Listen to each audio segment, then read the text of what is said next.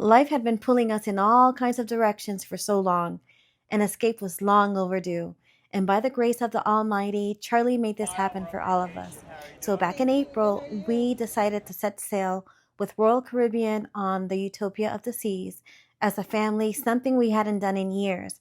This wasn't just a vacation, it was healing, reconnection, and laughter wrapped in ocean breeze and adventure. More than anything, what touched me deeply was the opportunity to share this cruise with my immediate family.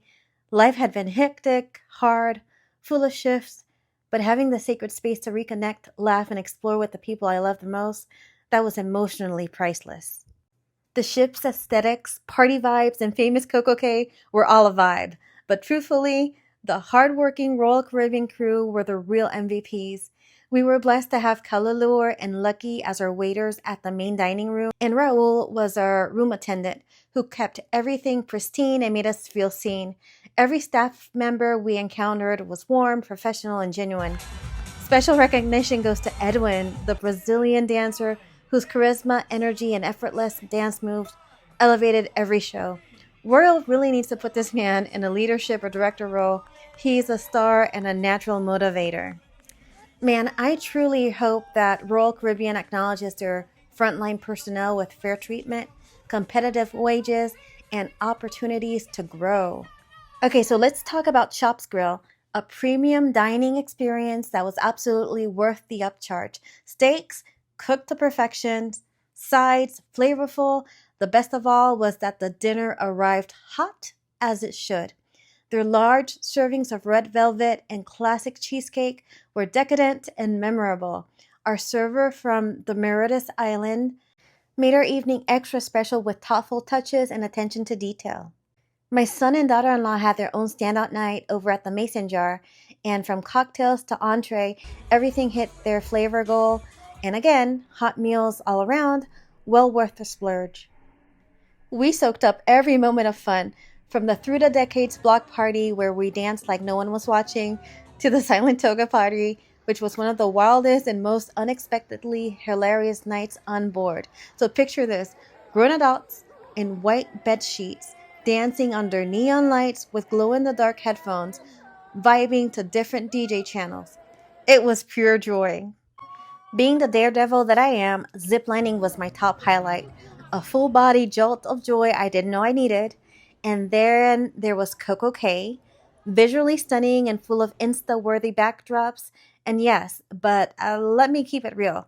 The beach water was freaking freezing, even in late April. So if you're dreaming of warm ocean waters and swim in April, you better temper your expectations. Pro tip, the pools over at CocoCay are heated, but they're behind a paywall, meaning that you have to pay an upcharge and not available to the general guest unless you upgrade. So let's get into the food and drink reality. So despite the hype, the Windjammer buffet and the main dining room's meals were mostly served lukewarm and bland, at least in our experience. For what we paid, we expected hot plates with rich flavors, and instead we got cold lobster tails with grayish tone on sail away day, paired with melted butter that tasted like popcorn butter. It was completely unappealing. The drink package, in our opinion, was overpriced and inconsistent. Our mojitos and caipirinhas barely resembled the originals that we're used to, and depending on the bar, the same drink would taste wildly differently.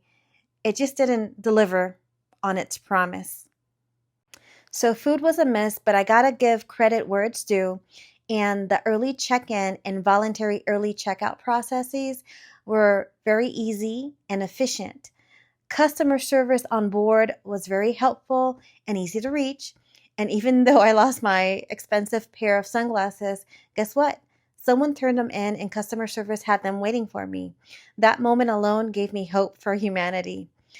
We booked 2 cabins on the 12th floor with balconies, and let me tell you that the room stayed ice cold throughout the cruise. I almost had packed a cruise-approved fan, but thank God I didn't need it. It wasn't warranted. The AC was on point from start to finish. The top tier service from the crew and standout specialty dining moments and entertainment gave us more than a trip. It gave us memories that we'll cherish forever. Royal, there's still room for improvement. Food quality, drink consistency, access to heated pools without an upcharge. In my opinion, the drink packages are overpriced, especially considering that not everyone in the same cabin drinks alcohol, forcing us all to buy the deluxe package just because one person wants to drink alcohol. It's kind of unfair. Would I travel again on Royal Caribbean? Heck yeah, because when the people, purpose, and energy align, even imperfect moments become part of the magic. Thank you, Charlie, for this unforgettable gift. And thank you, Royal Caribbean crew. You were the soul of this journey.